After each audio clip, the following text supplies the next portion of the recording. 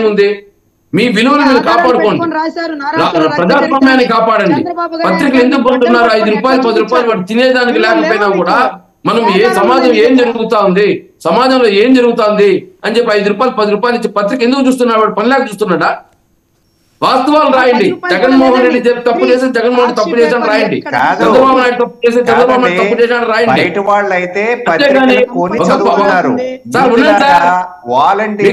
మీరు మాట్లాడండి. ఒక పత్రికను భుజాలు వేసుకోండి, ఒక పత్రిక భుజాలు వేసుకోండి, ఇంకొకరి పైన ప్రతి దానిపైన సార్ వాలంటరీ వ్యవస్థ పైన ఏ విధంగా విమర్శలు చేశారు సార్? దాన్ని ఏ విధంగా సమర్థించారు పత్రికలు? అదేవిధంగా సచివాలయం పైన ఏం విమర్శలు చేస్తే ఏం సమర్థించారు వాటిని? అదేవిధంగా సంక్షేమాన్ని ఏం విమర్శలు చేశారు, ఇప్పుడు ఏ విధంగా సమర్థిస్తున్నారు?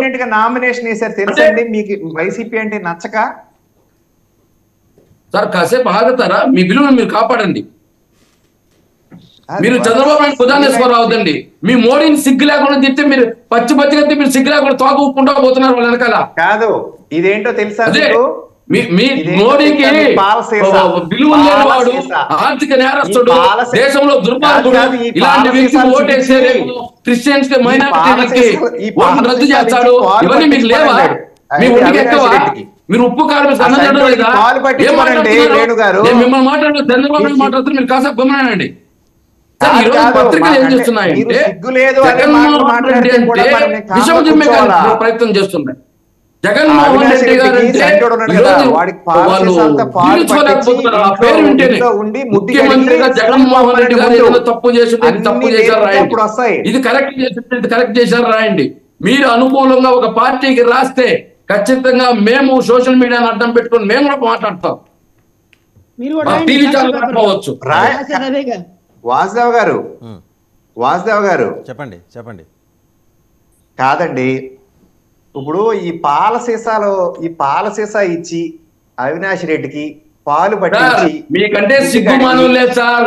మోడీని అమ్మబోతుంది తిట్టా, చంద్రబాబు నాయుడు భుజాన్ని వేసుకొని రాష్ట్రంలో 10 సీట్లు ఇస్తే 0.85% ఓట్లు ఉంటే 10 సీట్లు ఇస్తే భుజాన్ని వేసుకొని తిరుగుతున్నారు. ఆ మాదిరిలో మాకు సిగ్గుమానం వదిలే తిరగడంలా మేము. కాదు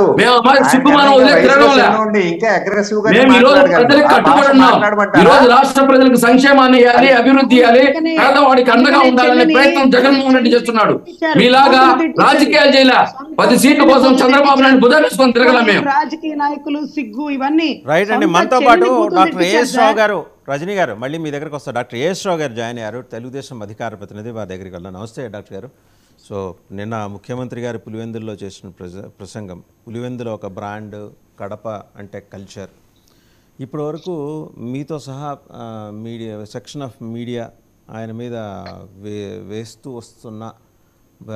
వస్తున్న విమర్శలు అలాగే ఆరోపణలు వాటన్నిటికీ నిన్న ఆయన సమాధానం చెప్పారు. చెబుతూ అవినాష్ రెడ్డిని వెనకేసుకొచ్చారు చాలా అవుట్రైట్గా. నిన్న ఓపెన్గా మాట్లాడారు ఆయన. ఎలా చూస్తుంది తెలుగుదేశం ఇదంతా?